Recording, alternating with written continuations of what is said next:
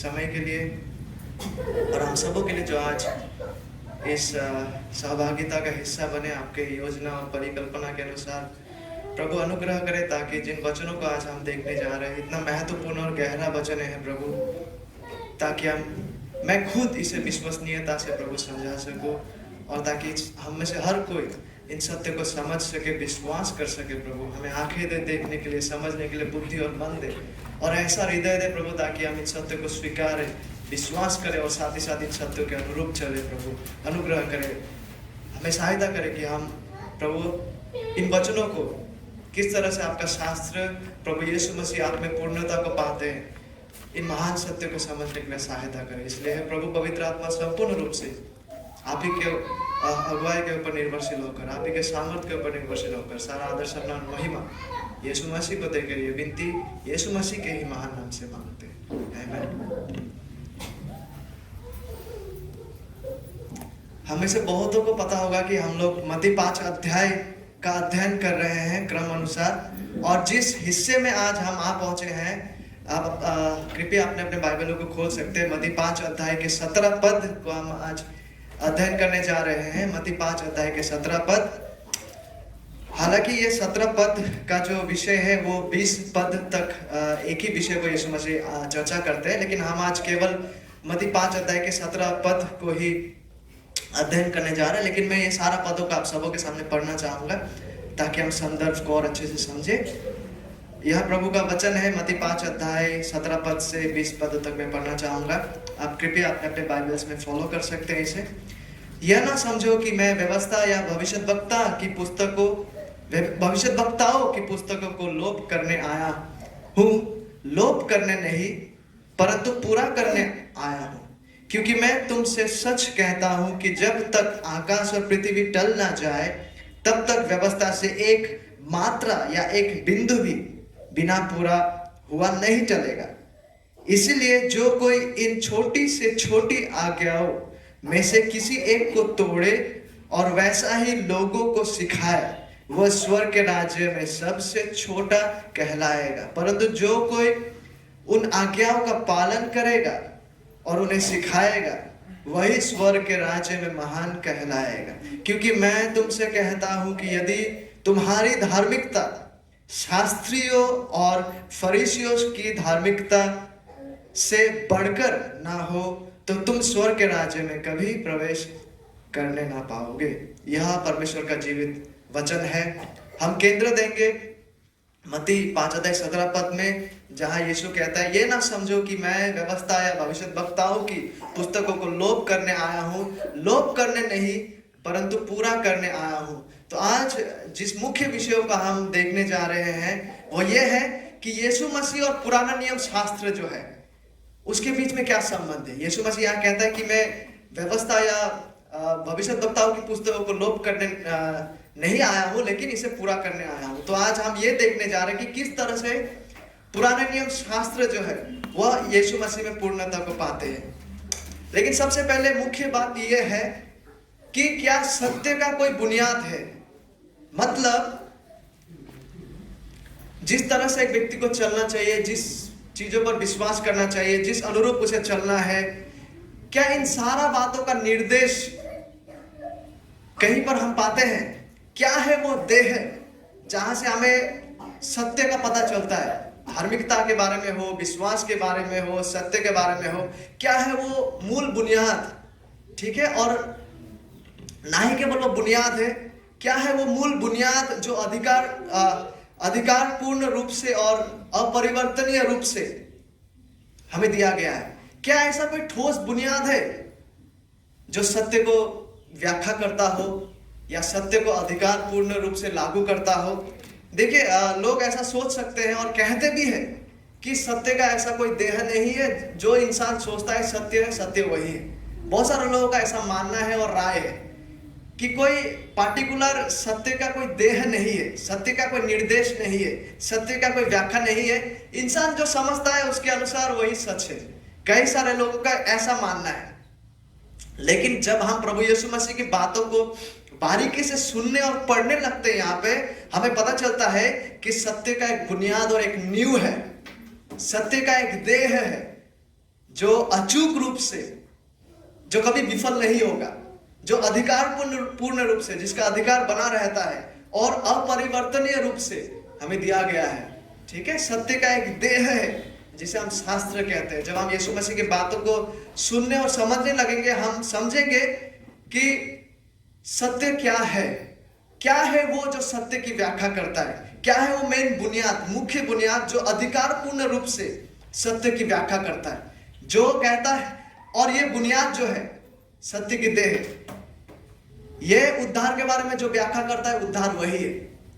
ये सत्य के बारे में जो व्याख्या करता है सत्य वही है। ये नरक के बारे में जो व्याख्या करता है नरक वही है। ये स्वर्ग के बारे में जो व्याख्या करता है स्वर्ग वही है, चाहे कोई इंसान इसे माने या ना माने। यीशु मसीह की बातों के अनुसार यह जो पुस्तक आपके हाथों में है, जिसे हम शास्त्र कहते हैं, यहाँ पे परमेश्वर ने अचूक रूप से, बगैर कोई गलती के, अधिकार पूर्ण रूप से सत्य को दिया है। और जिस व्याख्या को शास्त्र करते हैं सत्य के बारे में, उद्धार के बारे में, उद्धार ठीक वैसा ही है, सत्य ठीक वैसा ही है। ठीक है, इसलिए देखेंगे यीशु मसीह इसलिए ऐसा कह रहा है, ये ना समझो कि मैं व्यवस्था या भविष्यद्वक्ताओं की पुस्तकों को लोप करने आया हूं, लोप करने नहीं परंतु पूरा करने आया हूं। तो यीशु मसीह जब मत्ती 5 अध्याय 17 से 20 पद, जो पद आज सुबह आपके सामने पढ़ा गया है, ये पद जो है, ये जो शिक्षा है, ये उसी का क्रम में है जिसको हमने इससे पहले देख चुके हैं, जिसको हम मत्ती 5 से अध्ययन कर रहे हैं। ये ठीक उसी का क्रम में है, लेकिन इस क्रम में आप थोड़ा सा बदलावट को देख पाएंगे। विषय में थोड़ा सा बदलावट है। शुरू करते मत्ती 5:3 से यीशु मसीह 3 पद से 12 पद तक यीशु मसीह क्या करते हैं, सच्चा विश्वासी जो है, परमेश्वर के राज्य का लोग जो है, उनके चरित्र के बारे में, उनके गुण के बारे में वो बताते हैं पहले, मत्ती 5 अध्याय 3 से 12 पद तक में। उसके बाद 13 से जब हम पढ़ने लगते हैं, यीशु मसीह बताते हैं कि ये परमेश्वर का राज्य के जो लोग हैं उसे कैसा चलना है, नमक और ज्योति के न्याय चलना है। उसके बाद आज का जो हिस्सा है, यहाँ पे यीशु मसीह वो बुनियाद और नींव को दे रहा है कि कैसे एक व्यक्ति का चरित्र वैसा होने लगता है, कैसे एक व्यक्ति नमक और ज्योति के न्याय चलने लगता है, कहां से आता है वो प्रभाव, कहां से वो, कौन सा है वो मुख्य बुनियाद जिसके आधार पर हमारा चरित्र वैसा बनने लगता है। उसका व्याख्या को यीशु मसीह अभी दे रहा है मत्ती 5 17 पदों से 20 पदों तक हम इन बातों को देख पाते हैं। ठीक है, तो ये एक दूसरे के साथ जुड़ा हुआ है। पहले यीशु मसीह परमेश्वर के राज्य के लोगों का चरित्र के बारे में बताते हैं, उनके गुणों के बारे में। उसके बाद यीशु मसीह बताते हैं कि ये परमेश्वर के राज्य का लोग जो है उसे कैसा चलना है इस संसार में, नमक और ज्योति के न्याय। उसके बाद यीशु मसीह इन पदों में क्या बताते हैं, हमें जो नमक के न्याय चलना है, हमारे चरित्र में जो बदलावट आते हैं वो कैसे आते हैं, क्या है वो नींव और बुनियाद जिसके वजह से हमें वो परिवर्तन आने लगता है, जिसके वजह से हम नमक और ज्योति के न्याय चलने लगते हैं। और वो बुनियाद क्या है, वो बुनियाद है परमेश्वर के वचन। परमेश्वर के वचन जो है सत्य के व्याख्या करता है, परमेश्वर का वचन जो है उद्धार का व्याख्या को करते हैं। और परमेश्वर के वचन के बुनियाद पर ही एक इंसान का चरित्र बदलने लगता है, और वो परमेश्वर का वचन को विश्वास करने के द्वारा ही वह संसार में नमक और ज्योति के न्याय चलने लगते हैं। तो ये एक दूसरे के साथ जुड़ा हुआ है। जो यीशु मसीह जो उपदेश को यहाँ दे रहे हैं, हालांकि आज जो विषय को हम देखने जा रहे हैं उसमें हल्का सा बदलावट है, लेकिन वो एक दूसरे के साथ जुड़ा हुआ है। इसीलिए हमें आश्चर्यचकित नहीं होना है, हम चौंक ना जाए जब यीशु मसीह यहाँ पे व्यवस्था का बातों को कर रहा है, पुराने नियम जो भविष्यद्वक्ताओं का पुस्तकों का बात कर रहा है। हमें आश्चर्यचकित नहीं होना है। क्यों नहीं होना है? क्योंकि शास्त्र ही वो नींव और बुनियाद है जिसके आधार पर एक व्यक्ति का चरित्र बदलने लगता है, जिसको उपयोग करते हुए प्रभु पवित्र आत्मा हमारे जीवन में बदलावट को लाते हैं, जिसको उपयोग करते हुए हम इस संसार में नमक और ज्योति के न्याय चलने लगता है। ठीक है, वो बुनियाद क्या है विश्वासी जीवन जीने का, धार्मिकता का जीवन जीने का, पवित्रता का जीवन जीने का, कहां से आता है, क्या है वो नींव जहां से हमें ये बदलावट आते हैं। हम कहां से सीखे कि हमें कैसा चलना है धार्मिकता में, हमें कहां से पता चलता है कि सत्य क्या है, हमें कहां से पता चलता है कि उद्धार क्या है, हमें कहां से पता चलता है कि पवित्रता का खोजी हमें कैसा करना है। परमेश्वर का वचन वो मान है, वो बुनियाद है जिसको अचूक रूप से, बगैर कोई गलती के, अधिकार के साथ हम सबों के सामने दिया गया है। परमेश्वर ने हमें दिया है ताकि इसी के आधार पर हम उद्धार को पाए और उद्धार में बढ़ते जाए। इसलिए यीशु मसीह कहता है यहाँ पे, बहुत गौर करने वाला बात है, ये ना समझो कि मैं व्यवस्था या भविष्यद्वक्ताओं की पुस्तकों को लोप करने आया हूँ। लोप मतलब तहस महस करने नहीं आया हूँ या उसको मिटाने नहीं आया हूँ, लेकिन यीशु मसीह कहता है कि मैं उसको पूरा करने आया हूँ। लेकिन जरा इन शब्दों की ओर बारीकी से देखते हैं कि यह व्यवस्था या भविष्यद्वक्ताओं की पुस्तक जिसके बारे में यीशु यहाँ जिक्र कर रहा है वो क्या है और किसने इसको दिया है। जब यीशु मसीह यहाँ पर व्यवस्था का बात कर रहा है, भविष्यद्वक्ताओं की पुस्तक के बारे में बात कर रहा है, वो है क्या और किसने इसको दिया है। मुख्य रूप से जैसे अभी अभी आपको बताया गया है, ये जो है व्यवस्था या भविष्यद्वक्ताओं की पुस्तक जो है, पुस्तकों का बात जो यीशु मसीह कह रहा है, ये संपूर्ण पुराना नियम जो शास्त्र है, पुराना नियम जो बाइबल है, उसको यीशु मसीह, उसके बारे में यीशु मसीह बात कर रहा है। ठीक है, संपूर्ण पुराना नियम शास्त्र। और इसको किसने दिया है? इसको परमेश्वर ने दिया है। ये इंसानों की ओर से नहीं आया। मुख्य रूप से इंसान लोगों को परमेश्वर की प्रेरणा से परमेश्वर ने प्रेरित किया कि अचूक रूप से इसको लिखे, लेकिन ये आया किसकी ओर से? मुख्य रूप से परमेश्वर की ओर से। क्योंकि दूसरा तीमुथियुस 3:16 में जब हम पढ़ते हैं, हम पाते हैं कि संपूर्ण पवित्र शास्त्र, मुख्य रूप से पुराना नियम शास्त्र और नया नियम भी परमेश्वर की प्रेरणा से रचा गया है। तो किसने दिया शास्त्र को? परमेश्वर ने दिया। इसमें कोई संदेह नहीं होना है कि शास्त्र जो है, बाइबल जो है, जिसमें हम 66 पुस्तकों को पाते हैं, इसको किसने दिया? यहोवा परमेश्वर, जीवित परमेश्वर ने इसे दिया। तो व्यवस्था और भविष्यद्वक्ताओं की पुस्तक के बारे में जब यीशु मसीह बात कर रहा है, ये है क्या? सबसे पहले हम व्यवस्था की बात को केंद्रित देते हैं। ये व्यवस्था है क्या?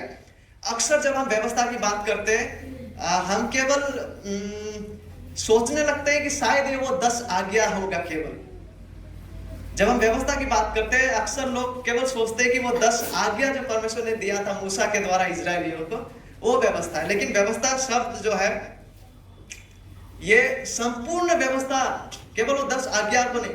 लेकिन जब हम लेविया व्यवस्था को पढ़ते हैं पुराने नियम में, जब हम गिनती को पढ़ते हैं, निर्गमन को पढ़ते हैं पुराने नियम बाइबल में, तो वहां जितने भी सारे व्यवस्था और नियम नीति को परमेश्वर ने दिया, ये उसे प्रदर्शित करता है।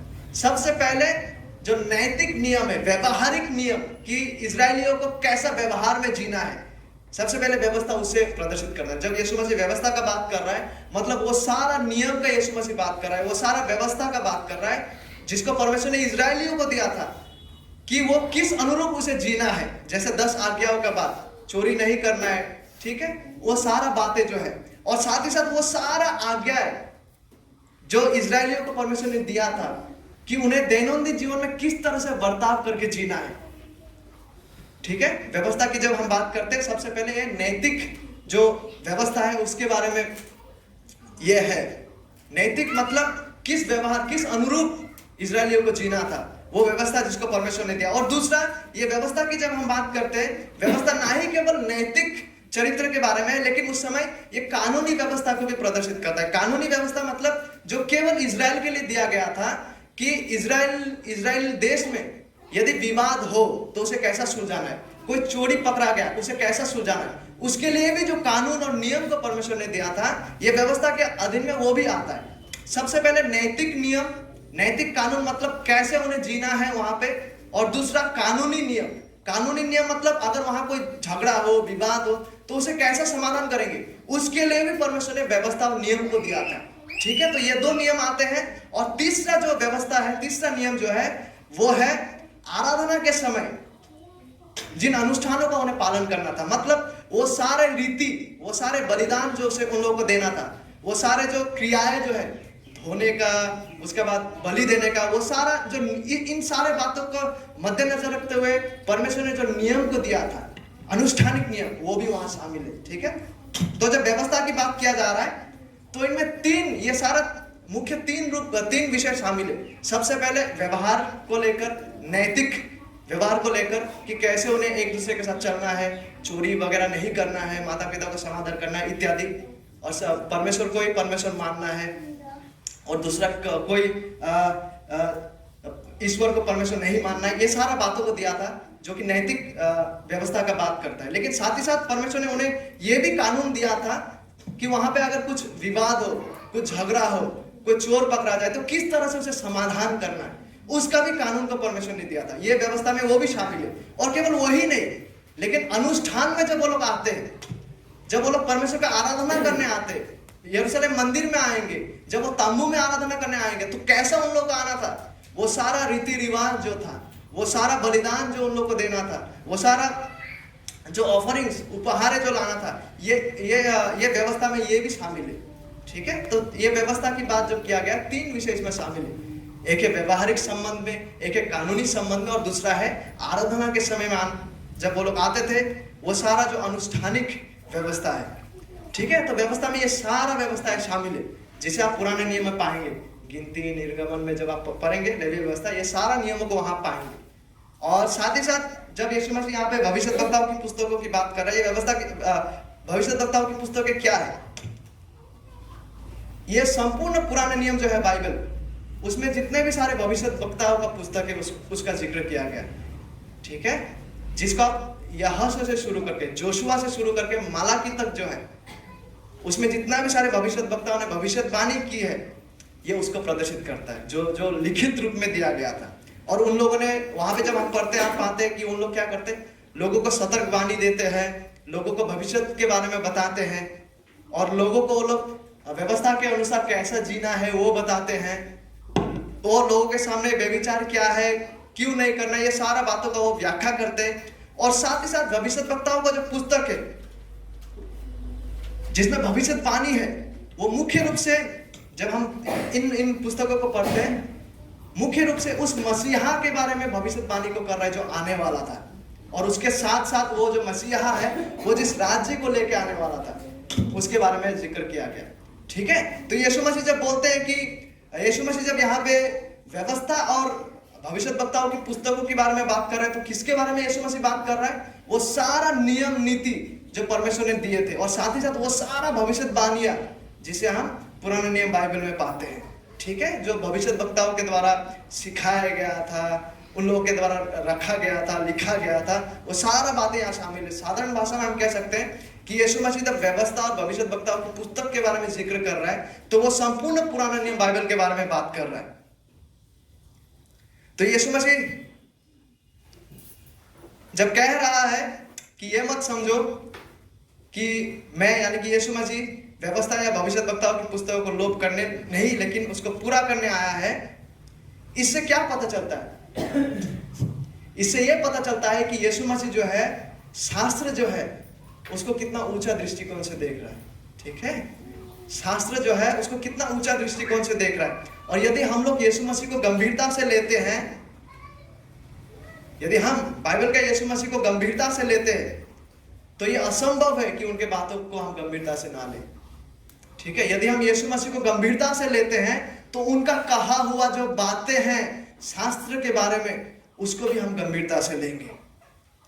और यदि हम वाकई में यीशु मसीह को स्वीकारते हैं, विश्वास करते हैं, तो हम उनका शास्त्र के बारे में यीशु मसीह जो बातों को कर रहा है उसे भी स्वीकारेंगे। हम मानेंगे कि जिस अधिकार को यीशु मसीह, जिस अधिकार से वो बात कर रहा है, वो यह दिखा रहा है कि शास्त्र का अधिकार जो है वो यीशु मसीह का ही अधिकार यहाँ शामिल है।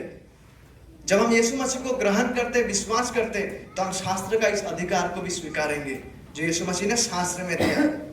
यह असंभव है कोई व्यक्ति बोले मैं यीशु को स्वीकारूंगा लेकिन उसका वचनों को नहीं स्वीकारेंगे, ऐसा नहीं होता।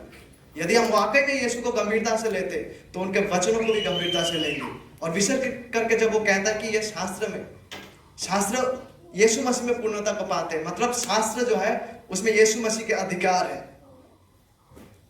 तो यीशु मसीह के समय के लोग जो है, वो लोग क्यों ऐसा सोच रहे थे कि यीशु मसीह शायद व्यवस्था और यानी कि पुराना नियम जो शिक्षाएं है उसको लोप करने आया है, मतलब उसको खत्म करने आया है, उसको मिटाने के लिए आया है। क्यों वो लोग सोच रहे थे होंगे? इसलिए यीशु मसीह यहाँ पर कह रहा है ना कि ये ना समझो, ऐसा मत समझो कि मैं व्यवस्था या भविष्यद्वक्ताओं की पुस्तक को लोप करने आया हूं। मतलब वहां के जो लोग थे, उन्होंने कहीं ना कहीं ऐसा सोचने लग रहा था कि शायद यीशु मसीह बाइबल का जो शिक्षा है, वो शिक्षा को वो नहीं देने आए, लेकिन वो शिक्षा को वो मिटाने आए। ऐसा क्यों हो रहा था उस समय? सबसे पहला कारण इसलिए हो रहा था क्योंकि उस समय के वहां पे बहुत सारे झूठा शिक्षा चल रहा था। लोग जो है, विशेषकर फरीसी और वहां पे जो शास्त्री लोग थे, वो लोग लोगों को परमेश्वर का शिक्षा सिखाने का नाम में बहुत सारे इंसानी रीति रिवाजों को सिखा रहा था, जो कभी भी परमेश्वर का वचन ने आज्ञा नहीं दिया था। वहां पे बहुत सारे गलत शिक्षाएं प्रचलित थे परमेश्वर का व्यवस्था के नाम पर। इसीलिए यीशु मसीह जब आते हैं और यीशु मसीह जब वचन का सच्चा शिक्षा को देने लगते हैं और उस अनुसार चलने लगते हैं, तो लोगों को लगने लगता है कि यार यीशु मसीह क्या कर रहा है, ऐसा तो हमने पहले नहीं देखा, हमारा शास्त्री लोगों ने तो ऐसा हमें नहीं सिखाया, यीशु मसीह क्या सिखा रहा है, किस अनुसार जी रहा है। तो उन लोगों में से बहुत सारा लोग जो है उसे ऐसा लगने लग रहा था कि यीशु मसीह जो है वो बाइबल के अनुसार नहीं सिखा रहा, यीशु मसीह जो है वो शास्त्रों के अनुसार नहीं जी रहा। इसीलिए क्योंकि वहां पे लोगों ने झूठा चीजों को ही मान के बैठा था, वहां पे फरीसियों ने परमेश्वर के व्यवस्था के नाम पर रीति रिवाज को ऐसा डाल दिया था जो परमेश्वर ने कभी डालने नहीं बोला। और ये चीज इतना प्रचलित था कि यीशु मसीह जब आके सच को सिखाने लगा, सच के अनुसार चलने लगा, शुरुआती स्तर में ही लगभग बहुत सारे लोग, लगभग अधिकतर लोग ऐसा, उन लोग ऐसा लगने लग रहा था कि यीशु मसीह क्या कर रहा है, ये तो हमारे फरीसियों जैसा नहीं सिखा रहा है, इसका मतलब यीशु मसीह जो है वो बाइबल के अनुसार नहीं सिखा रहा है। उन लोग ऐसा मान लिया था, अधिकतर लोग। इसलिए यीशु मसीह यहाँ पे कह रहा है कि ये मत समझो, ऐसा मत समझो। और ऐसा तुम लोग इसलिए समझ रहे हो क्योंकि तुम में बहुत सारे गलत शिक्षाएं प्रचलित है, इसलिए यीशु मसीह कह रहे हैं ऐसा मत समझो, मैं शास्त्र को लोप करने, शास्त्र को मिटाने नहीं आया हूं, वरन इसको पूरा करने आया हूं। इसलिए जब आप देखेंगे मत्ती का जो सुसमाचार है, जब इसको आप पढ़ते पढ़ते जाएंगे, आप देखेंगे कि यीशु मसीह ने बहुत बार पुराने नियम का जो बातें हैं को यहाँ पे उनका जिक्र को किया। क्यों जिक्र को किया? इसलिए मुख्य रूप से ताकि उन दिनों जो शिक्षाएं प्रचलित था फरीसियों द्वारा, सदुकियों द्वारा, वहां का शास्त्रियों के द्वारा, ताकि उन लोगों का पाखंडपन को ताकि उजागर करे, ठीक है। और साथ ही साथ लोग जो गलत चीजों को मान के बैठा है ताकि इस बात को उजागर करे, और साथ ही साथ सच क्या है ताकि इसको सामने रख सके। इसलिए यीशु मसीह का आप पाएंगे यहाँ पे मत्ती में काफी बार उन्होंने पुराने नियम बातों को जिक्र किया, ताकि फरीसियों का गलत शिक्षा और फरीसियों का जीवन यात्रा में जो पाखंडपन है उसको उजागर करे, साथ ही साथ लोग जो गलत चीजों को विश्वास करके बैठा हुआ है ताकि उसको साफ साफ यीशु दिखा सके, और साथ ही साथ सच क्या है, पुराने नियम शिक्षा का सच अनुवाद क्या है, ताकि उसको यीशु मसीह सबों के सामने रख सके। इसलिए आप पाएंगे मत्ती 5 का 21, इसके बाद का जो हिस्सा है 21 से जब हम पढ़ते पढ़ते जाते हैं मत्ती 6 तक, आप पाएंगे कि कई बार यीशु मसीह ऐसा बातें करते हैं। कैसा बातें? तुम सुन चुके हो कि पूर्व काल के लोगों से कहा गया था, तुमने तो सुना होगा पूर्व काल में ऐसा कहा गया था, परंतु मैं तुमसे यह कहता हूं। यीशु मसीह उन बातों को सुधार रहा है। ये जो लाइन है इसको काफी बार आप पाएंगे जब आप मत्ती 5 का 21 से पढ़ने शुरू करेंगे। इसे यीशु मसीह क्या कर रहा है? इसे यीशु मसीह उन लोगों का जो विचारधारा था, उन लोगों का जो गलत शिक्षा वहां प्रचलित था, उसको सुधार रहा है यीशु मसीह। उन लोगों को गलत शिक्षा को उजागर कर रहा है कि तुम लोगों ने तो सुना था होगा और तुम लोग वैसे ही पालन कर रहे थे, लेकिन मैं तुमसे ये कहता हूं। यीशु मसीह कहकर उन बातों को वो सुधार रहा है, सही शिक्षा को सामने ला रहा है, ठीक है। तो इसलिए यीशु मसीह कहता है कि ऐसा मत समझो, यद्यपि लोग ऐसा समझ रहा है लेकिन ऐसा मत समझो, यीशु मसीह कह रहा है। और लोग क्यों ऐसा समझ रहा था? क्योंकि वहां पे झूठा शिक्षा प्रचलित था, और साथ ही साथ उन लोगों को लगने लगा था कि यीशु मसीह क्या अलग चीज कर रहा है, वो तो शास्त्र के अनुसार नहीं है। क्यों लोगों को ऐसा लग रहा था? क्योंकि वो लोग गलत चीजों में लीन था। लेकिन यीशु मसीह कहता है ऐसा मत समझो, क्योंकि यीशु मसीह जो है वो बाइबल शास्त्र का शिक्षा को लोप करने नहीं आया, ठीक है। उन लोगों का जो पुराने नियम का शिक्षा है उसको लोप करने नहीं आया। लोप करना का मतलब क्या? मतलब संपूर्ण रीति से उसे तहस महस कर देना, मिटा देना, फाड़ के खत्म कर देना। यीशु मसीह कहता है कि मैं वैसा करने नहीं आया हूं, मैं वैसा मिटाने नहीं आया हूं, वरन यीशु मसीह कहता है कि मैं उसे पूरा करने आया हूं। संपूर्ण पुराना नियम का जो शास्त्र है, यीशु मसीह कह रहा है कि मैं उसे पूरा करने आया हूं। यीशु मसीह उसे पूरा करने आया है। तो यीशु मसीह का यह दावा को आप समझ पा रहे हैं? यीशु मसीह कह रहा है कि संपूर्ण जो पुराना नियम है उसको यीशु मसीह पूरा करने आया है। मतलब यीशु मसीह दूसरी भाषा में ऐसा कह रहा है कि संपूर्ण पुराना नियम का जो विषय है वो मेरे बारे में है। यीशु मसीह दावा कर रहे हैं यहाँ पे संपूर्ण पुराना नियम का जो मुख्य विषय है वो यीशु मसीह है, ठीक है। उन्हीं बातों का आज हम देखेंगे। जब यीशु मसीह कह रहा है कि मैं व्यवस्था या भविष्य वक्ताओं की पुस्तकों को लोप करने, मतलब उसे मिटाने, उसे खत्म करने, उसका अंत करने नहीं आया हूं, वरन उसे पूरा करने आया हूं। तो किस अर्थ में यीशु मसीह पुराने नियम शास्त्र को पूरा करने आए, विशेष करके व्यवस्था और भविष्य वक्ताओं की पुस्तकों को? किस रीति से यीशु मसीह शास्त्र को पूरा करते हैं? How does it happen? Doctor John MacArthur कहते हैं Jesus fulfilled the old testament by being it's fulfilment. मतलब यीशु स्वयं पुराना नियम पवित्र शास्त्र का पूर्णता होकर उसे पूरा करने आया है। यीशु स्वयं पुराने नियम शास्त्र का पूर्णता होकर उसे पूरा करने आया है। तो इसे समझने का कोशिश करते हैं। सबसे पहले जितना भी हम पुराना नियम बाइबल में जो भविष्यवाणियों को पाएंगे मसीहा के संबंध में, आने वाला उद्धार के संबंध में, आप देख पाएंगे कि सारा वो बातें यीशु मसीह में पूर्णता को पाते हैं। मतलब सारा वो बातें आकर किस में आकर पूर्णता पाते हैं? यीशु मसीह पर। चाहे वो उसका कुमारी गर्भधान हो, चाहे यीशु मसीह का मारा जाना हो, उसका क्रूस पे चढ़ाया जाना, चाहे उसका पुनरुत्थान की बात हो, आप इन सारा बातों को पुराने नियम में पाएंगे। जब आप यशायाह 53 को पढ़ेंगे, भजन 22 को पढ़ेंगे, यशायाह 7 को पढ़ेंगे, आप देख पाएंगे कि यीशु मसीह के बारे में ही वो लोग बात कर रहे हैं कि यीशु मसीह किस तरह से कुंवारी गर्भधान के द्वारा उसका जन्म होगा, किस तरह से उसे क्रूसी रूपित किया जाएगा, किस तरह से उसका पुनरुत्थान होगा। ये सारा बातों का जिक्र आप पुराना नियम भविष्यद्वक्ताओं के पुस्तक में पाएंगे।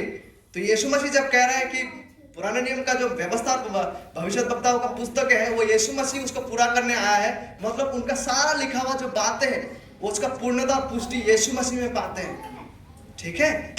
और केवल पुराने नियम भविष्यवाणी नहीं, पुराने नियम जो भविष्यवाणी थे, जब यीशु मसीह कुमारी गर्भधान के द्वारा आया, जब वो मारा गया क्रूस में, जब वो पुनरुत्थित हुआ, वो सारा भविष्यवाणियां यीशु मसीह में पूरा होते। केवल उतना ही नहीं, और यीशु मसीह का द्वितीय आगमन में ऐसा भविष्यवाणी है जो उसका द्वितीय आगमन से होकर पूरा होगा।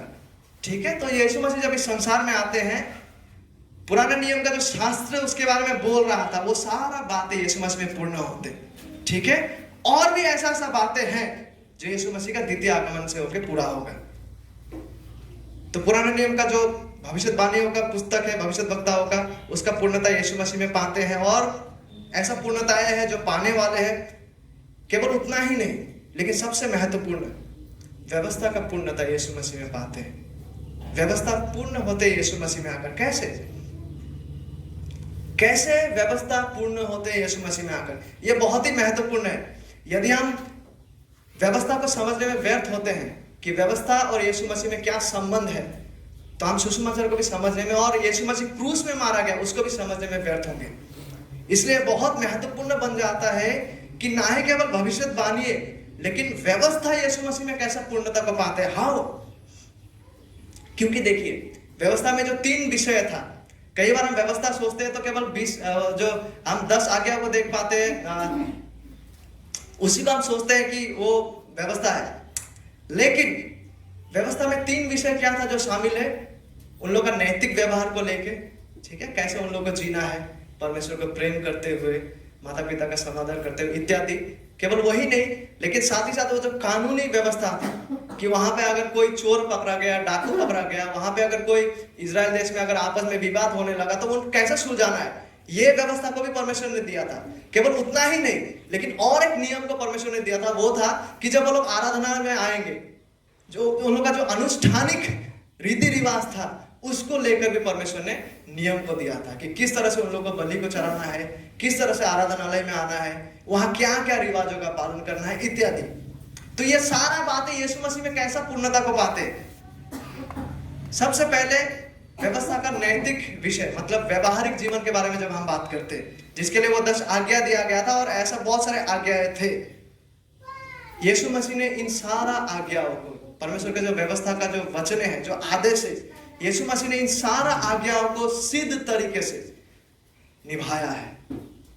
एक भी ऐसा पल नहीं था जब यीशु मसीह ने अपना सोच में, अपना बोली में, अपना जीवन यात्रा में इन व्यवस्था को रखने के लिए व्यर्थ हुए। एक भी ऐसा पल नहीं था जब यीशु मसीह ने परमेश्वर को अपना संपूर्ण हृदय, सामर्थ, उसका मन, उसका प्राण से प्रेम ना किया हो। एक भी ऐसा पल नहीं था जब यीशु मसीह का सोच में कोई पापमय विषय था। तो यीशु मसीह ने नैतिक जो मॉरल लॉ, नैतिक जो व्यवस्था था कि कैसा चलना है, उसको उसके व्यवहारिक जीवन में उसने पूर्ण रूप से रखा है। एक पल भी ऐसा नहीं था उसके जीवन में जब वो चूक गए हैं। उसका संपूर्ण जीवन को देखकर पिता हमेशा संतुष्ट रहे हैं क्योंकि उसने सिद्ध तरीके से परमेश्वर का मान को उसने रखा, परमेश्वर की इच्छा और आदेश के अनुसार उन्होंने जीवन को जिए। इसलिए स्वर्गीय पिता हमेशा यीशु मसीह को देखकर वो संतुष्ट थे, वो प्लीज थे। तो इस तरह से यीशु मसीह व्यवहारिक जीवन का व्यवस्था जो परमेश्वर ने आज्ञा दिया था उसको पूर्ण किया। केवल उतना ही नहीं, लेकिन जो कानूनी नियम था उसको भी यीशु मसीह ने पूर्ण किया। और ये जो कानूनी नियम था ये इजराइल लोगों के लिए केवल था कि किस तरह से इजरायलियों को अपना खेती बाड़ी के संबंध में, ठीक है, अपना पैसा उपार्जन का संबंध में, उन लोगों में कोई विवाद होता है तो उसको कैसा सुलझाएंगे, इसके लिए भी परमेश्वर ने नियम को दिया था। लेकिन इजरायली लोग इसको रखने के लिए व्यर्थ हुए और इसका पूर्णता भी आखिरकार यीशु मसीह में हम देख पाते हैं। जब यीशु मसीह क्रूस पे मारा जा रहा होता है, यीशु मसीह ने यहूदियों को क्या कहा था? उन्होंने कहा था, इसलिए मैं तुमसे कहता हूं कि परमेश्वर का राज्य तुमसे ले लिया जाएगा। इसका मतलब क्या है?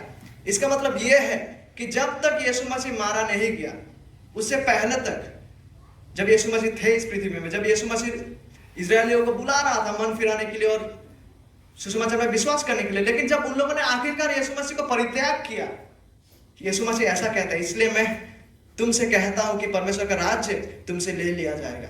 क्योंकि उस क्षण तक, जब तक उन लोगों ने इजरायली लोगों ने जब तक यीशु मसीह को परित्याग नहीं किया, तब तक इजरायली लोग क्या था?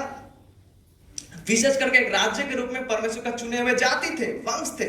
लेकिन जब उन लोगों ने यीशु मसीह को आखिरकार परित्याग किया, क्रूस पे उसको चढ़ा दिया, तो ये बातें वहां पूर्णता पाते हैं। यीशु मसीह कहता है, इसलिए मैं तुमसे कहता हूं कि परमेश्वर का राज्य तुमसे ले लिया जाएगा। तब से जब इन लोगों ने यीशु मसीह को परित्याग किया, इजराइल एक देश होने के नाते उस समय से वो लोग और परमेश्वर के वो चुने हुए वंश नहीं रहे हैं सामूहिक रूप से जैसे वो पुराने नियम में थे। और तब से, इस दिन के बाद से, जब यीशु मसीह पुनरुत्थित हुए, क्रूस पे मारा गया, इस दिन के बाद से प्रत्येक सच्चा विश्वासी जो है यीशु मसीह के, जिसे हम कलीसिया कहते हैं, वो यीशु मसीह के देह के हिस्से हैं, यीशु मसीह के चुने हुए वंश और देह के हिस्से हैं। और तब तक, जब तक उन लोगों ने यीशु मसीह को परित्याग नहीं किया, इजराइल परमेश्वर का चुना हुआ एक वंश था। लेकिन जब उन लोगों ने आखिरकार यीशु मसीह को परित्याग किया, यीशु मसीह मारा गया, तब यीशु मसीह कहते हैं कि परमेश्वर का राज्य तुम लोगों में से ले लिया जाएगा। और इसको लेकर प्रभु यीशु मसीह किसको देते हैं? अभी अन्य जाति में यहाँ पे शामिल है अभी, ठीक है, जिसे हम कलीसिया कहते हैं। प्रत्येक सच्चा विश्वासी जो है वो कलीसिया के देह के हिस्से हैं। आप परमेश्वर का राज्य हम लोगों को दिया गया है, लेकिन परमेश्वर का वचनों के आधार पर परमेश्वर ने इजराइल को एक देश होने के नाते संपूर्ण रूप से परित्याग नहीं किया है। प्रभु का वचनों के आधार पर भविष्य में एक ऐसा दिन आने वाला है जब परमेश्वर जो है संपूर्ण इजराइल को उद्धार देने वाला है। संपूर्ण इजराइल ऐसे देश, ऐसे नेशन, परमेश्वर उन्हें उद्धार देने वाला है और उनका राज्य को फिर पुनर्स्थापित करने जा रहा है, ठीक है, ये भविष्य में होगा। तो इस तरह से यीशु मसीह क्या करते हैं? वो कानूनी नियम भी पूर्णता पाते हैं। कैसे पूर्णता पाते हैं? क्योंकि यीशु मसीह का मारा जाने के बाद से इजराइल और वो इजराइल देश ना रहा जो पहले थे, क्योंकि अब यीशु मसीह ने इस राज्य को अन्य जातियों को हाथों में सौंप दिया, जो चुने हुए लोग हैं उनके, ठीक है। लेकिन एक दिन आने वाला है भविष्य में जब इजराइल का परमेश्वर दोबारा से पुनर्स्थापित करेगा, उन्हें उद्धार देगा। तो यीशु मसीह में व्यवस्था पूर्णता को पाते हैं। लेकिन केवल ये व्यवस्था नहीं, ये नियम नहीं, लेकिन साथ ही साथ वो सारा आराधना के लिए जो अनुष्ठानिक जो नियम था, जब इजरायली लोग अनुष्ठान के लिए आते थे, आराधना में आते थे, तो उन लोगों को इतने सारे बलि, इतने सारे रीति रिवाज पालन करना पड़ता था, इतने सारे नियम तब थे। जैसा फॉर एग्जाम्पल महान महायाजक जो उन लोग का हुआ करता था, यरूशलेम मंदिर का पवित्र स्थान में केवल साल में एक ही बार वो जा सकता था, और वो पहले अपना पापों का प्रायश्चित को लेके जाता था बलि को, उसके बाद दूसरे लोगों के लिए। तो ये सारा जो नियम है परमेश्वर ने दिया था पुराने नियम में, आराधना के समय जो नियमों को पालन करना चाहिए था, ये सारा नियम भी यीशु मसीह में पूर्णता को पाते हैं। कैसे वो सारा जो पुराने नियम का जो बलिदान है वो यीशु मसीह में पूर्णता को कैसे पाते हैं?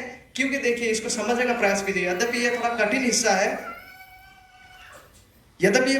हिस्सा है कि किस तरह से वो सारा नियम जो है आराधना करने के समय जो सारा बलिदान देना पड़ता था, वो सारा बलिदान कैसे यीशु मसीह में पूर्णता को पाते हैं। क्योंकि देखिए, यीशु मसीह जब क्रूस में मारा गया, इसलिए बहुत जरूरी है क्रूस को समझना। यीशु मसीह जब क्रूस में मारा गया तो क्या हुआ? और व्यवस्था का संबंध में, पुराने नियम का संबंध में किस तरह से यीशु मसीह क्रूस में मारा गया, किस अर्थ में यीशु मसीह का क्रूस में मारा जाना और पुराने नियम का व्यवस्था संबंधित रखते हैं। How does it happen? क्योंकि देखिए आज बहुत सारे लोग हैं जो क्रूस के बारे में बात करता है, यीशु मसीह के क्रूस के बारे में, और बहुत भावनात्मक सेंटिमेंटल रूप में बात करता है। और बहुत सारे ऐसा लोग हैं जो यीशु मसीह का क्रूस को लेकर केवल सर में जो कांटा डाला गया, हाथ में जो कील घोंपा गया, केवल इन्हीं के बारे में ही बात करते हैं। यद्यपि यह सच है कि यीशु मसीह जब मारा जा रहा था, उसका शारीरिक रूप से उसको मुकुट पहनाया गया कांटा का, उसका हाथ पे कील ढोका गया, लेकिन वही सब कुछ नहीं है, उससे भी गहरा और अधिक कुछ हो रहा था वहां पे। हम लोग अगर उद्धार प्राप्त व्यक्ति है, हम लोग इसलिए उद्धार नहीं पाए कि क्योंकि उसके सर पे मुकुट डाला गया है कांटा का। नो, हम लोग अगर उद्धार प्राप्त है आज यीशु तो विश्वास करते हुए, वो इसलिए नहीं क्योंकि रोमी सम्राट लोग उसको क्रूस पे चढ़ाया ना, वरन इससे भी कुछ अधिक गहरा हो रहा था। क्या हो रहा था? ये बातें व्यवस्था के साथ जुड़ा हुआ है, ये बातें परमेश्वर का वचन के साथ जुड़ा हुआ है। जो यीशु मसीह वहां कर रहा था क्रूस पे, वो एक्चुअली वो व्यवस्था को पूरा कर रहा था। कैसे? क्योंकि यही सुसमाचार है। सुनिए ध्यान से, मैं कुछ पदों को पढ़ना चाहूंगा। गलातिया 3:10 हमसे कहता है, इसलिए जितने लोग व्यवस्था के कामों पर भरोसा रखते हैं वे सब शाप के अधीन हैं, क्योंकि लिखा है जो कोई व्यवस्था की पुस्तक के लिखी हुई सब बातों के करने में स्थिर नहीं रहता वो शापित है। वचन हमसे कहता है जो कोई व्यवस्था की पुस्तक में लिखी हुई सब बातों के करने में स्थिर नहीं रखता वो शापित है। मतलब जो व्यक्ति परमेश्वर के अनुसार सिद्ध रूप से, पवित्र रूप से नहीं चल सकता है, परमेश्वर का हर मान को रखते हुए, जब वो कहता है व्यभिचार ना करो, जब इस मान को जब कोई व्यक्ति सिद्धता से नहीं रख सकते, केवल क्रियाओं में नहीं लेकिन अपना सोच विचारधारा में भी, तो वो इंसान शापित है। परमेश्वर के वचन के अनुसार, उसके व्यवस्था के अनुसार, व्यवस्था जो है परमेश्वर का जो वचन है वो सिद्ध आज्ञाकारिता का मांग करता है, लेकिन जब कोई इंसान उसे सिद्ध तरीके से पालन करने में व्यर्थ होता है, वचन कहता है कि वो शापित है। लेकिन सुसमाचार यही है, गलातिया 3:13 में हम देख पाते हैं, मसीह ने जो हमारे लिए शापित बना, मसीह ने जो हमारे लिए शापित बना, हमें मोल लेकर व्यवस्था के शाप से छुड़ाया, क्योंकि लिखा है जो कोई कांट पर लटकाया जाता है वो शापित है। हम में से कोई भी परमेश्वर का पवित्र मान के अनुसार नहीं चल सके थे, ना कभी चल सकेंगे, क्योंकि परमेश्वर का राज्य में प्रवेश करने के लिए सिद्ध पवित्रता की आवश्यकता है, क्योंकि परमेश्वर पवित्र है। वो कहता है कि तुम भी पवित्र बनो। परमेश्वर के राज्य में प्रवेश करने के लिए हमें सिद्ध पवित्रता की आवश्यकता है, और जो कोई इंसान उस सिद्ध पवित्र मानक के अनुसार नहीं चल सकता है वो शापित है। इसलिए सबसे अच्छा सुसमाचार हमारे लिए यह है कि मसीह जो हम नहीं कर सके थे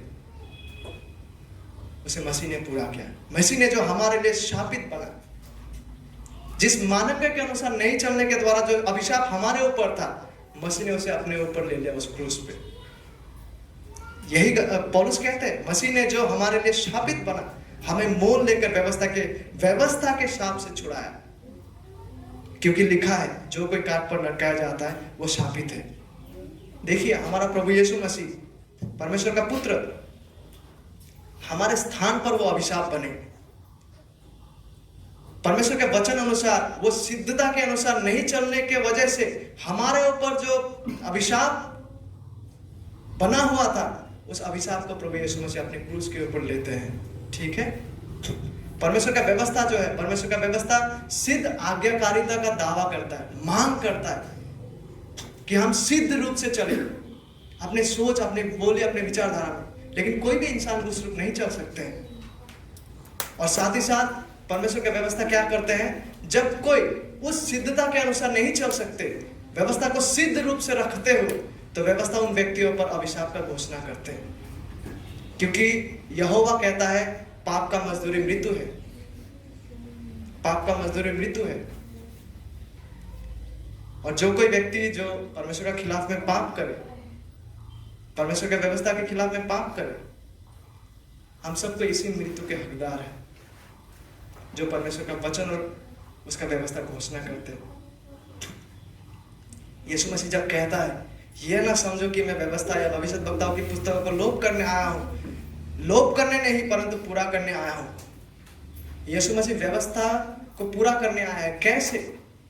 व्यवस्था का जो अभिशाप था उनके लोगों के ऊपर, जो उनके लोग नहीं उठा पाएंगे कभी, व्यवस्था के अनुसार नहीं चलने की वजह से जो पेनल्टी, जो दंड की आज्ञा यीशु मसीह के लोगों के ऊपर था, जो उसके लोग कभी नहीं उठा सकेंगे कि वहां से विजय होकर आ सके, उसको यीशु मसीह ने उठाया अपने ऊपर। इस तरह से यीशु मसीह ने व्यवस्था का अभिशाप को अपने ऊपर लेने के द्वारा व्यवस्था को पूरा किया। ठीक है, व्यवस्था को पूरा करने के तरीका में से एक यह है कि जो पाप के खिलाफ जो दंड की घोषणा को व्यवस्था करते उसको भी पूरा किया जाए, और उसी दंड को यीशु मसीह ने सहा। यीशु मसीह वो अभिशाप बने जो हमारा जीवन का हिस्सा था। लेकिन यीशु मसीह उसके अपने पापों के लिए अपने अभिशाप नहीं हुआ, क्योंकि वो तो हमेशा सिद्ध थे, वरन उन सबों के लिए जो उन पे विश्वास करने जा रहे हैं। तो किस तरह से यीशु मसीह व्यवस्था को पूरा करते हैं? एक तो है उसे आज्ञा पालन करने के द्वारा सक्रिय रूप से वो सारा व्यवस्था को रखते हैं, सारा परमेश्वर का सारा आदेशों को वो पालन करते हैं, उसमें कोई भी गलती और कोई भी पाप नहीं था, पालन करते हैं। और साथ ही साथ केवल उतना ही नहीं, लेकिन उनके लोग व्यवस्था को नहीं रखने की वजह से व्यवस्था का जो अभिशाप हमारे ऊपर था, परमेश्वर की ओर से जो पाप का मजदूरी का दंड जो हमारे ऊपर था, उसको यीशु मसीह ने अपने ऊपर सह लिया, उसको यीशु मसीह ने अपने ऊपर ले लिया। और उसको लेने के द्वारा वो व्यवस्था का अभिशाप, व्यवस्था का दंड को भी अपने ऊपर लेने के द्वारा व्यवस्था को पूरा करते हैं। ना ही केवल व्यवस्था के अनुसार जीने के द्वारा, लेकिन उन सबों के लिए जो व्यवस्था अनुसार चलने के लिए व्यर्थ होकर व्यवस्था का अभिशाप जिसके ऊपर था, उनका अभिशाप को अपने ऊपर लेने के द्वारा, ठीक है, यीशु मसीह व्यवस्था को पूरा करते हैं। इसलिए ध्यान से सुनिएगा, प्रत्येक जो सच्चा विश्वासी लोग है, यदि हम पापों से क्षमा पाते हैं, यदि हम उस अभिशाप से, उस मौत से बचते हैं, हम इसलिए बचे हैं केवल प्रेम अकेले की वजह से नहीं।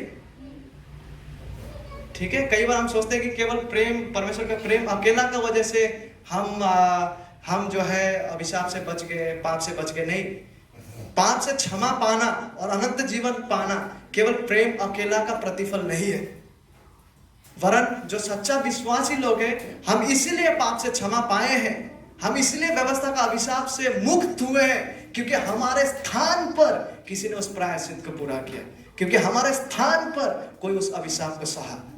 ठीक है, परमेश्वर जब कहते हैं पाप का मजदूरी मृत्यु है, उसको होना ही है, नहीं तो परमेश्वर अपने ही बोली के ऊपर में वो पाखंड बन जाएंगे, विरोधाभास कर रहा होगा। ठीक है, पाप का मजदूरी मृत्यु है, जो परमेश्वर जिस बात को घोषणा करते हैं उसे अवश्य होना है, और उस मृत्यु का होने के द्वारा ही हम लोग जब यीशु को विश्वास करते हैं, क्षमा पाते हैं, क्योंकि उस मृत्यु को यीशु मसीह हमारे लिए उस क्रूस पे सहा। ठीक है, तो प्रत्येक सच्चा विश्वासी लोग जो क्षमा प्राप्त है आज, और जो आगे जाके विश्वास करने वाले और क्षमा पाने वाले, हम इसलिए क्षमा पाते हैं केवल प्रेम अकेला की वजह से नहीं, वरन इसलिए क्योंकि हमारे स्थान पर कोई वो अभिशाप को झेला है, हमारे स्थान पर उस मृत्यु को कोई मरे है, जिसका नाम है यीशु मसीह। और इसी तरह से यीशु मसीह जो है व्यवस्था को पालन करने के द्वारा सिद्धता से उसने पूर्ण किया व्यवस्था को, एक भी आज्ञा उसने नहीं तोड़ा, हमेशा परमेश्वर को संतुष्ट करते हुए वो जीवन को जिया निष्पाप रूप से। इस तरह से वो व्यवस्था को पूरा करते, और साथ ही साथ उन लोगों के लिए जो व्यवस्था को रखने के लिए नहीं सके, जो जीवन में पाप में गिरे, उन लोगों के ऊपर व्यवस्था का जो अभिशाप पड़ा हुआ था, उनका उस अभिशाप को अपने ऊपर लेने के द्वारा, उस पाप का मजदूरी को अपने ऊपर लेने के द्वारा भी यीशु मसीह ने दोनों तरफ से, एक है व्यवस्था को आज्ञा मानने के द्वारा पूरी तरह से, और व्यवस्था को विफल होने की वजह से जो दंड हमारे ऊपर पड़ा था उसको भी अपने ऊपर लेने के द्वारा यीशु मसीह ने व्यवस्था का पूरा किया है, व्यवस्था को उसने पूर्ण किया है। इसलिए पौलुस कहते हैं, मसीह ने जो हमारे लिए शापित बना, हमें मोल लेकर व्यवस्था के साथ से छुड़ाया, क्योंकि लिखा है जो कोई काट पर लटकाया जाता है वो शापित है। जब हम पुराने नियम में निर्गमन, गिनती और लेवी व्यवस्था, ये सारे पुस्तकें कई बार लगते हैं इतना बोरिंग है, लेकिन वहां पे इन विषयों को आप देख पाएंगे कि कितने सारे उन लोग साल में ना जाने कितने बार बलि चढ़ाता था, साल में ना जाने कितने बार वो लोग रीति रिवाज को करता था शुद्धता के लिए। इतना सारा रीति रिवाज जब वो लोग आराधना के लिए जाता था, इतना सारा रीति रिवाज जब वो लोग यरूशलेम मंदिर में आराधना करने के लिए जाता था, तम्बू में आराधना करने के लिए जाता था, ये सब क्या था जिसे हम पुराना नियम निर्गमन में पाते हैं, गिनती में पाते हैं, लेवी व्यवस्था में पाते हैं। ये सारा रीति रिवाज जो था, बलि देने का, लहू को छिड़कने का, धोने का, ये सारा जो क्रियाएं जो हम देख पाते पुराना नियम में, वो क्या है, क्या वो किस लिए था, क्या वो एक्चुअली, या फिर वो किस लिए रखा गया, व्हाट डज इट मीन, इसका अर्थ क्या है। देखिए वो सारा जो रिवाज था, वो सारा जो आराधना में आने का समय, सारा जो अनुष्ठानिक चीजों को किया जाता था पुराने नियम में, वो सारा चीजें कुछ भी नहीं, लेकिन एक शब्द में हम कह सकते हैं कि वो सारा बातें जो था वो यीशु मसीह की ओर इशारा कर रहा था। वो सारा चीज एक परछाई था उस सच्चाई का जो आखिरकार एक दिन आकर वाकई में पाप को मिटाएंगे। किसी का पाप बकरी और बछड़े के बलि देने के द्वारा नहीं गया। वो सारा रीति रिवाज जो पालन किया जाता था शुद्धता के लिए, वो कभी भी किसी को शुद्ध नहीं किया, वरन वो किसकी ओर इशारा कर रहा था, वो उसकी ओर इशारा कर रहा था। वो सारा यीशु मसीह का परछाई था जिसका आखिरकार पूर्णता को यीशु मसीह करते हैं। इसलिए पुराने नियम का सारा वो जो रीति रिवाज है, पाप क्षमा के लिए जो लोग करते थे, उससे कभी भी किसी का पाप नहीं क्षमा हुआ, किसी का पाप मिट नहीं गया। लेकिन वो सारा बातें जो है वो एक परछाई था यीशु मसीह का, जो आखिरकार पाप से उद्धार का समाप्त कार्य को करने जा रहे थे। और वाकई में यीशु मसीह ने वो सारा वास्तविकताओं को पूरा किया अपने जीवन के द्वारा, अपने माना जाने के द्वारा, अपने पुनरुत्थान के द्वारा।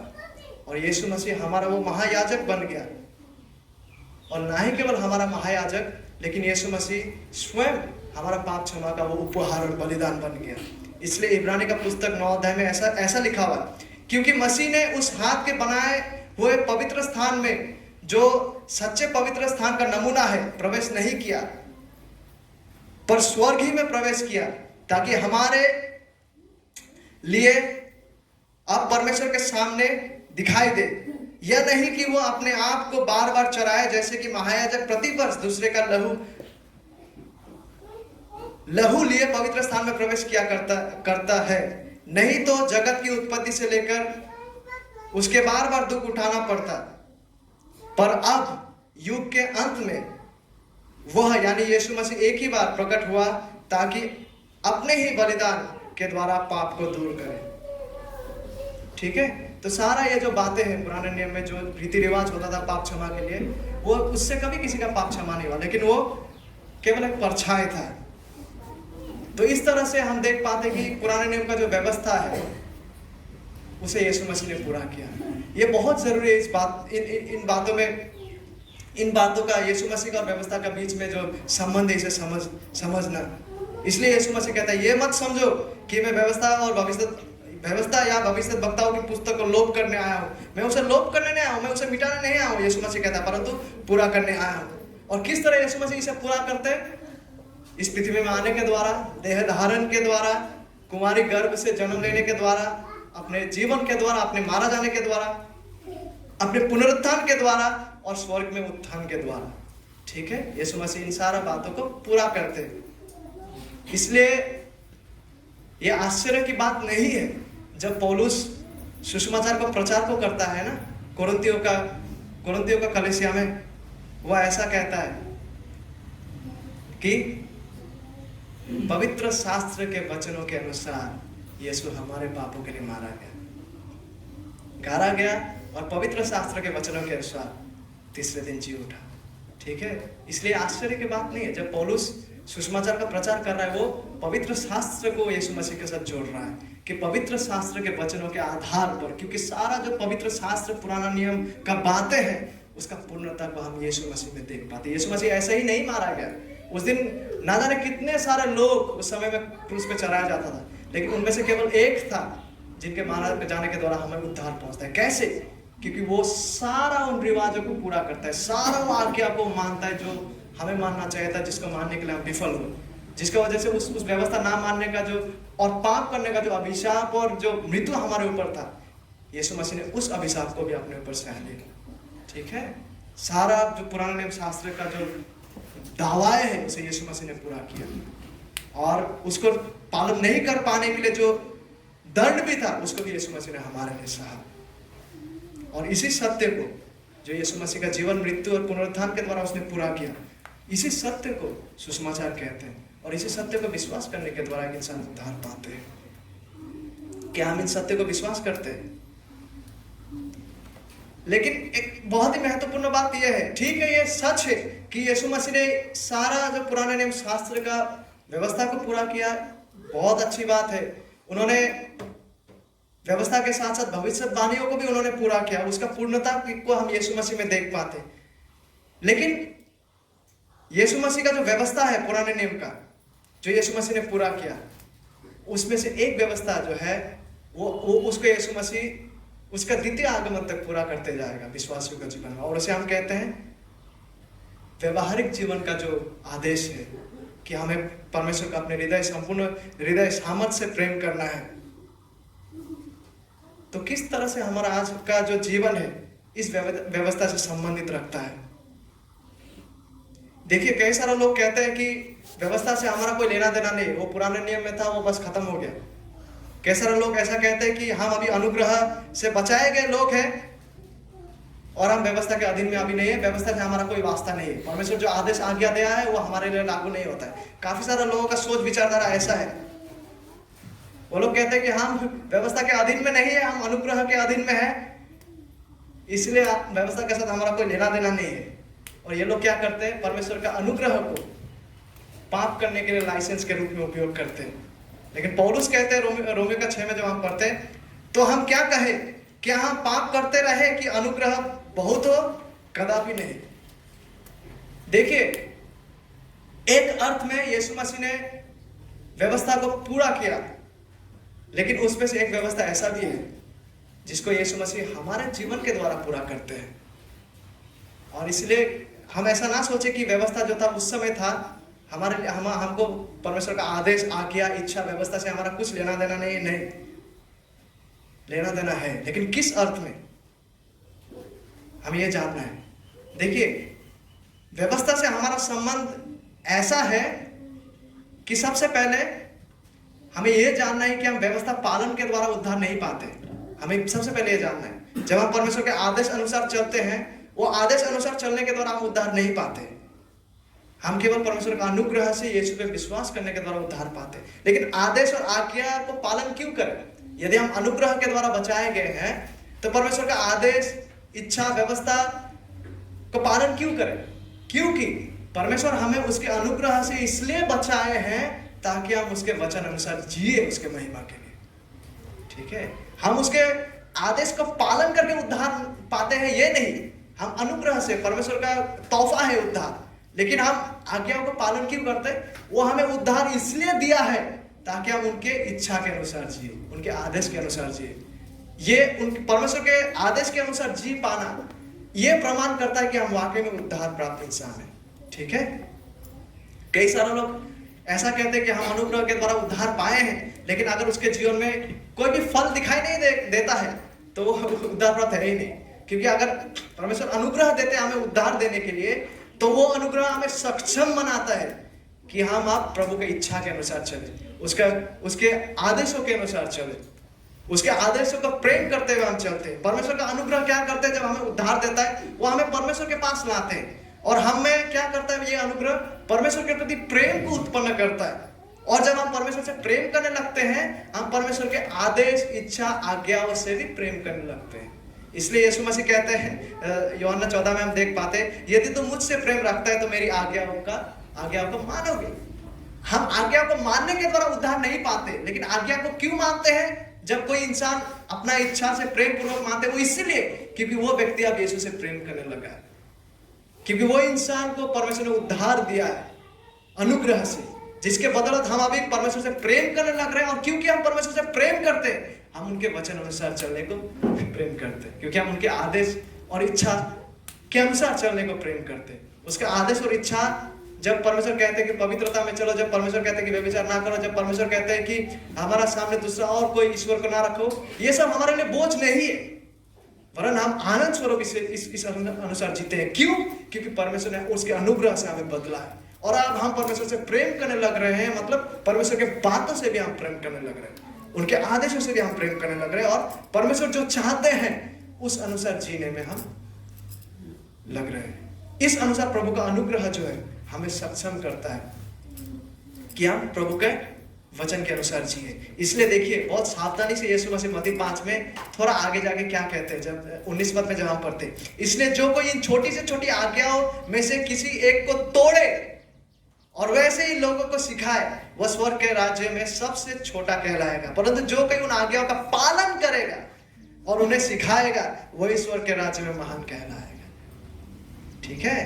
और ये बातें ना ही केवल उनके शिष्य के लिए, किसी पतरस लोगों के लिए 1-1.5 साल के लिए लागू नहीं था, वरन ये बातें जो है इसको यीशु मसीह दोबारा से दोहराते गया। ठीक है, इसको दोहराते गया। हम पहाड़ी उपदेश में ही इसको दोहराते हुए देख पाते। जब हम 7:21 को पढ़ते, यीशु मसीह कहता है मत्ती 7:21 में, जो मुझसे हे प्रभु कहता है उनमें से हर एक स्वर्ग के राज्य में प्रवेश ना करेगा, परंतु वही जो मेरे स्वर्गीय पिता की इच्छा पर चलता है। इसलिए परमेश्वर की इच्छा के अनुसार चलना, परमेश्वर के आदेश के अनुसार चलना, परमेश्वर के वचनों के अनुसार चलना कितना महत्वपूर्ण है। और हम परमेश्वर के आदेश को मानने के द्वारा उद्धार को नहीं पा रहे, वरन हमें उद्धार दिया गया अगर सच में, तो उसका इच्छा के अनुसार चलने में हमें तकलीफ नहीं होगा। हम प्रेम पूर्वक उसके इच्छा अनुसार चलेंगे। क्यों? क्योंकि हमारा हृदय परमेश्वर से प्रेम करने लग रहा है। तो इस तरह से एक विश्वासी का संबंध जो है वो परमेश्वर की व्यवस्था, परमेश्वर के आदेश और इच्छा के साथ है। और परमेश्वर की इच्छा क्या है उसे हम परमेश्वर का प्रकाशित वचन में देख पाते हैं। देखिए, इसलिए परमेश्वर का इच्छा, उनका आज्ञा, उनके आदेश अनुसार चलना, उनके वचन अनुसार जीना बहुत ही महत्वपूर्ण विषय है। क्योंकि कई ऐसे लोग हैं जो सोचते थे कि हम तो अनुग्रह से उद्धार पा लिए हैं, आप परमेश्वर का वचन के साथ मेरा कोई वास्ता नहीं। ना, ऐसा हो नहीं सकता। यदि हम प्रभु यीशु मसीह को गंभीरता से लेते हैं, उनके वचनों को भी गंभीरता से लेंगे। इसलिए प्रभु का वचन बहुत महत्वपूर्ण बन जाता है। और प्रभु का इच्छा हुआ तो इस हिस्सों को हम लोग आगे देखेंगे। यीशु मसीह ऐसा कहता है मत्ती 5:20 में, क्योंकि मैं तुमसे कहता हूं कि यदि तुम्हारी धार्मिकता, तुम्हारा जीवन यात्रा के द्वारा तो जो तुम धार्मिकता में जीते हो, शास्त्री और फरीसियों की धार्मिकता से बढ़कर ना हो, तो तुम स्वर्ग के राज्य में कभी प्रवेश करने ना पाओगे। ठीक है। तो देखिए, धार्मिकता मायने रखता है, धार्मिकता का जीवन यात्रा। हम धार्मिकता का जीवन यात्रा जीने के द्वारा स्वर्ग कमाते, ऐसा नहीं है। वरन यदि हम अगर वाकई में उद्धार प्राप्त है, यदि वाकई में परमेश्वर का विशेष अनुग्रह से हम अगर उद्धार प्राप्त व्यक्ति है, तो हमारा जीवन यात्रा बदलने लगेगा। हम वाकई में प्रभु का अनुग्रह में, धार्मिकता में जीने लगेगा, जो ये प्रमाण देता है कि हम बचाए गए व्यक्ति हैं। तो आज का ये विषय हालांकि काफी कठिन रहा है, क्योंकि काफी सारा पुराने नियम का बातें यहाँ पे जुड़ा हुआ है, लेकिन इनमें हम महत्वपूर्ण सत्य को देख पाते हैं। और जब हम पुराने नियम में ताकते हैं, ठीक है, आप देख पाएंगे कि पुराने नियम का जो भविष्यवाणी है और पुराने नियम का जो व्यवस्था है, वो यीशु मसीह में उसका पूर्णता को पाते हैं। यीशु मसीह एक ऐसा जीवन को जीते हैं जो हम कभी नहीं जी सकते थे, और यीशु मसीह उस बलिदान को हमारे लिए देते हैं जिस बलिदान को हम कभी नहीं दे सकते थे। यही अनुग्रह है, यही अनुग्रह है। जब परमेश्वर हमारे ऊपर ऐसा उपकार करते हैं जिस उपकार को पाने का हम कभी योग्य नहीं थे। ठीक है, अनुग्रह का साधारण परिभाषा यही है, एक ऐसा उपकार को पाना जिसका हम कभी योग्य नहीं थे। यीशु मसीह का जीवन काल में यीशु मसीह ने क्या किया? उसने परमेश्वर का प्रत्येक आदेश, प्रत्येक आज्ञा को उसने माना, सिद्ध रूप से परमेश्वर की इच्छा के अनुसार वो जिए। एक ऐसा भी समय नहीं था जब यीशु मसीह ने अपना संपूर्ण हृदय, सामर्थ से और मन से और प्राण से ये परमेश्वर को प्रेम ना किया हो। यीशु मसीह ने अपने जीवन में सिद्ध रूप से उन्होंने परमेश्वर का आदेश, इच्छा, वचन अनुसार वो जिए, जो हम कभी नहीं कर सकते थे। और अपने मारा जाने में यीशु मसीह ने स्वेच्छा से हमारे लिए जो व्यवस्था या परमेश्वर के वचन अनुसार या उस धार्मिकता के अनुसार ना चलने के कारण जो अभिशाप हमारे ऊपर था, अपने मारा जाने के द्वारा यीशु मसीह ने उस अभिशाप को अपने ऊपर ले लिया। व्यवस्था जिस दंड का आज्ञा को देते हैं, हमारे लिए यीशु मसीह ने उसे क्रूस पे सहा, और परमेश्वर ने आकर हमारे पापों का जो प्रायश्चित का दंड है उसे यीशु मसीह के ऊपर दे दिया। तो इसी तरह से हम देख पाते हैं कि व्यवस्था का पूर्णता को हम यीशु मसीह में देख पाते हैं, समझ पाते हैं कि किस तरह से यीशु मसीह ने व्यवस्था को पूरा किया। उन्होंने भविष्यवाणी को भी पूरा किया, क्योंकि पुराने नियम का भविष्यवाणी यीशु मसीह के बारे में ही था। और ऐसा भविष्यवाणी अभी भी है जो उसके द्वितीय आगमन में पूरा होने जा रहे हैं। तो क्या हम समझ रहे हैं कि किस तरह से यीशु मसीह में संपूर्ण पुराने नियम शास्त्र जो है यीशु मसीह में केंद्रित है। और देखिए यीशु मसीह ने यह सारा वास्तविकता को पूरा किया, इन सारा महान जो आवश्यकताएं था उसको यीशु मसीह ने पूरा किया। लेकिन इसका प्रतिफल क्या है? इसका प्रतिफल यह है कि जो कोई यीशु मसीह में विश्वास करते हैं अपने पापों से फेर कर, यीशु मसीह ने जो समाप्त किया कार्य, इसका प्रतिफल, इसका प्रभाव यह है कि जो कोई अगर अपने पाप से फेर कर यीशु मसीह में विश्वास करेंगे वो पाप से क्षमा पाएगा, परमेश्वर का राज्य के अधिकारी वो बनेंगे, परमेश्वर का परिवार के लोग वो बनेंगे और परमेश्वर हमें सक्षम बनाएंगे कि हम पवित्रता और धार्मिकता में जी सके। परमेश्वर हमें सक्षम बनाएंगे ताकि हम उसके वचन के अनुसार जी सके, ताकि हम उसके आदेश और इच्छा अनुसार जी सके। परमेश्वर हमें सक्षम बनाएंगे कि हम वैसा व्यक्ति लोग बनते जाएंगे जो उनके धार्मिकता के लिए भूखे और प्यासे हैं। परमेश्वर हमें सक्षम बनाएंगे हम ऐसा व्यक्ति बनते जाएंगे जो आप पवित्रता के अनुसार पवित्रता को खोजी करते हुए जी रहे हैं। परमेश्वर हमें सक्षम बनाते हैं कि अब हम यीशु मसीह जब पृथ्वी में थे जिस अनुरूप वो चलते थे, ताकि हम भी व्यवहारिक जीवन में, दैनंदिन जीवन में वैसा जी सके। परमेश्वर हमें वैसा सक्षम बनाते हैं। तो यीशु मसीह जो है, यीशु मसीह में सारा पुराना नियम शास्त्र जो है उसका पूर्णता को पाते हैं, जिसे हम देख पाते हैं।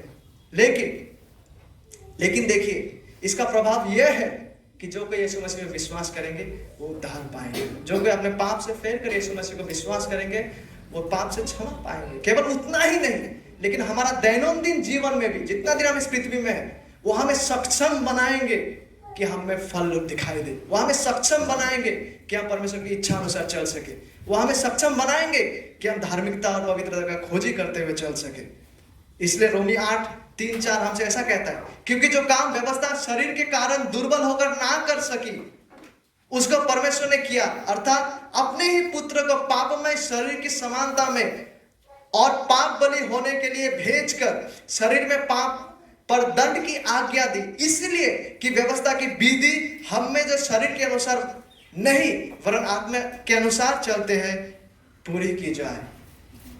ठीक है, परमेश्वर जो है उसके वचनों का आदेशों को ना ही केवल हमें उद्धार देने के द्वारा, हमें पाप क्षमा करने के द्वारा पूरा करते हैं, वरन उसका पवित्र आत्मा को हम में देते हैं ताकि अब हम परमेश्वर के वचन अनुसार चल सके, कि अब हम परमेश्वर की इच्छा के अनुसार चल सके। हमें सक्षम बनाने के द्वारा इसका प्रभाव को लाते हैं। तो आखिरकार सोचने वाला बात यह है आज इस दोपहर को, यीशु मसीह ने सारा व्यवस्था का आवश्यकताओं को पूरा किया। यीशु मसीह ने सारा वो जरूरतों को पूरा किया जो पाप के से उद्धार के लिए जरूरी था। लेकिन वो कोई लाभ का नहीं होगा यदि कोई व्यक्ति उसका विश्वास नहीं करता है। वो कोई सच्चा आत्मिक लाभ का नहीं होता है और नहीं होगा यदि कोई इंसान पाप से फेर कर यीशु मसीह को विश्वास ना करे। ठीक है, यीशु मसीह ने सारा उद्धार का आवश्यकताओं को पूरा किया। वो सारा प्रायश्चित जिसे हम बाइबल में देख पाते, वो सारा आवश्यकताएं जो है, वो सारा दावों को यीशु मसीह ने पूरा किया उसके जीवन, मृत्यु, पुनरुत्थान के द्वारा। लेकिन ये सारा जो समाप्त कार्य है ये कोई लाभ का नहीं है किसी के लिए यदि वो इंसान यीशु मसीह का सच्चा विश्वास ना करे। ये कोई सच्चा लाभ का नहीं होगा किसी के लिए यदि वो इंसान पाप से फेर कर यीशु मसीह में विश्वास के द्वारा परमेश्वर के वचन अनुसार अगर ना जिए। क्योंकि यीशु मसीह कहता है हर कोई जो हे प्रभु कहेगा वो इस स्वर्ग राज्य में प्रवेश करेगा, ऐसा नहीं, परंतु वो जो परमेश्वर के पिता के इच्छा के अनुसार जीते हैं। और परमेश्वर पिता के इच्छा अनुसार जीना यह दिखलाते हैं कि हमें वाकई में उद्धार दिया गया। ठीक है, तो इसलिए यीशु मसीह ने सारा उद्धार की आवश्यकताओं को पूरा किया, लेकिन वो किसी भी लाभ का नहीं है उस व्यक्ति के लिए जो अपना पाप से फेर कर यीशु मसीह को विश्वास नहीं करेंगे। ये केवल उन व्यक्तियों के लिए सच्चा लाभ का है जिन्होंने अपना पापों से फेर कर यीशु मसीह को विश्वास करते हुए आप प्रभु पवित्र आत्मा का सामर्थ में उसके वचन अनुसार जी रहे हैं उसके महिमा के लिए। क्योंकि धन्य है वे लोग जो इस विधि से जीते हैं, जो आखिरकार परमेश्वर के राज्य के लोग हैं। ठीक है, तो प्रभु अनुग्रह करे कि हमें से हर कोई प्रभु यीशु मसीह के समाप्त कार्य, उसके सुसमाचार पर विश्वास कर पाए और ताकि उसके वचन अनुसार चलने के द्वारा ताकि उसका सच्चा फल हमारे जीवन में दिखाई दे। क्योंकि कोई फायदा का नहीं है। यीशु मसीह ने जो महान कार्य किया, अगर हम में से कोई अगर है जो उस पर विश्वास नहीं करता है, तो ये कोई सच्चा लाभ का नहीं होगा आपके लिए। पर मैं आपको उत्साह देना चाहूँगा कि प्रभु यीशु मसीह के पास आइए, सच्चा विश्वास उन पर कीजिए और उनके वचन अनुसार जिए, जो ये दिखलाते हैं कि हम वाकई में उद्धार प्राप्त व्यक्ति है। प्रभु का अनुग्रह हमें ये सारा वास्तविकता, ताकि हम में से प्रत्येक व्यक्तियों का जीवन का हिस्सा हो। आइए प्रार्थना करें। प्रभु आपको धन्यवाद देना चाहते हैं आज के समय के लिए। यद्यपि प्रभु ये वचन कठिन रहा, उसके बावजूद अनुग्रह करें प्रभु कि हम इन वचनों को समझ पाए। जो भी बीज बोया गया प्रभु, ताकि आपके अनुग्रह में वो बीज फल लाए प्रभु, अनुग्रह करें इन बातों को समझने के लिए, विश्वास करने के लिए, इस अनुसार चलने के लिए। धन्यवाद के साथ हम सबको आपके चरणों में सौंपते हैं। सारा आदर सम्मान और महिमा आप ही को देकर विनती यीशु मसीह के महान नाम से मांगते हैं। आमीन।